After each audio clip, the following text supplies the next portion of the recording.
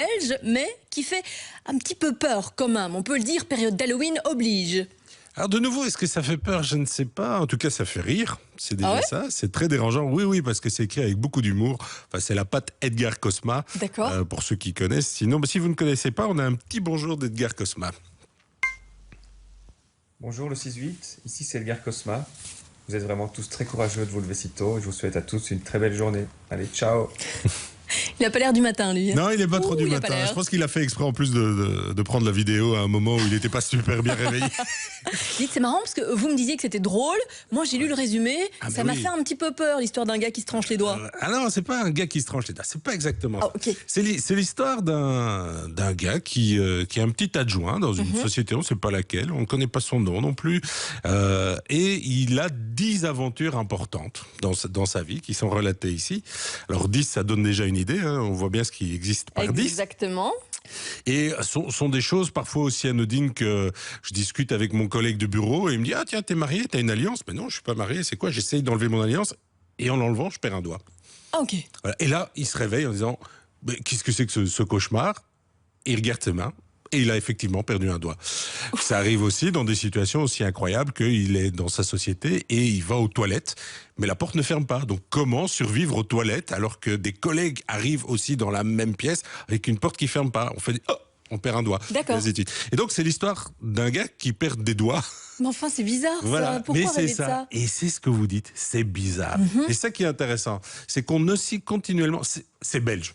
Oui. Voilà. C'est vraiment dans cet esprit belge. D'accord. C'est-à-dire qu'on a une situation angoissante, étrange, un peu désagréable, de base. On a énormément d'humour, mais alors pas de l'humour, on se tape pas sur la cuisse. Enfin, c'est plus insidieux, c'est des petites remarques, c'est un peu plus acide et ainsi de suite. Ça part de situations très quotidiennes, des histoires de places de parking, de portes de toilettes dans des lieux collectifs, de collègues qui vous font une remarque, de mariage, de quelqu'un qu'on n'aime pas trop, mais on y est quand même, enfin, et tout ce genre de choses. Et tout est continuellement détourné, avec un côté très noir et en même temps un côté très absurde. Donc très drôle. Bref, c'est du belge.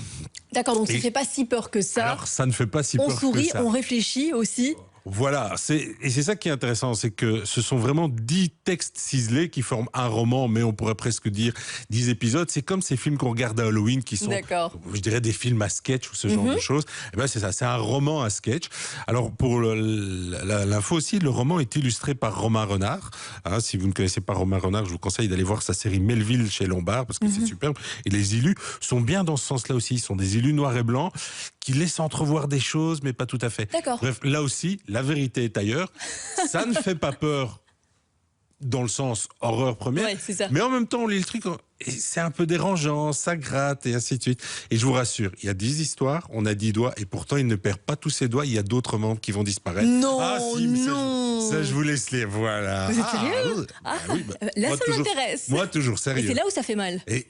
Celui-là. Quoi qu'il en soit, c'est toujours là où ça fait mal. Voilà, mais vous imaginez tout de suite des choses, dites donc. J'ai rien dit, c'est vous. Mais enfin, dites donc, Michel. Voilà. Alors, Edgar Cosma, un Belge alors? C'est un Belge. Qu'on met à l'honneur aussi aujourd'hui via un petit concours?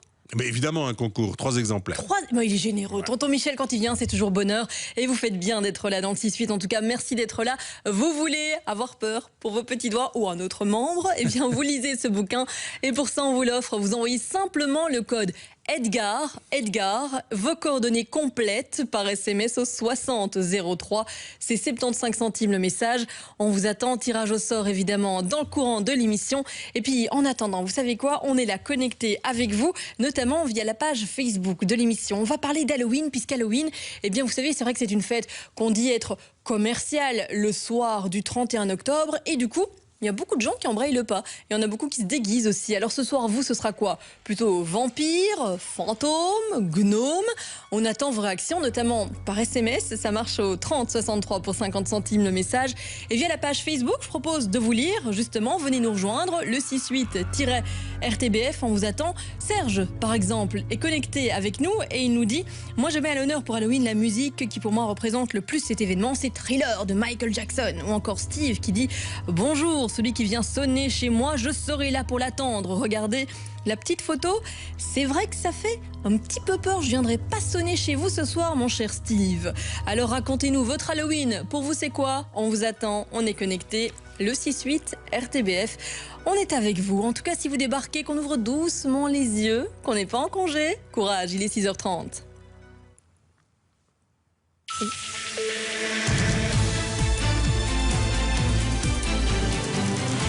Les titres de l'actualité, c'est avec Simon Gérard. Bonjour Simon Gérard. Bonjour Julie Vanache. Vous étiez déguisé en Sébastien Pirret. Voilà, c'est la même chemise, j'imagine. C'est ça, tout à fait, c'est la chemise.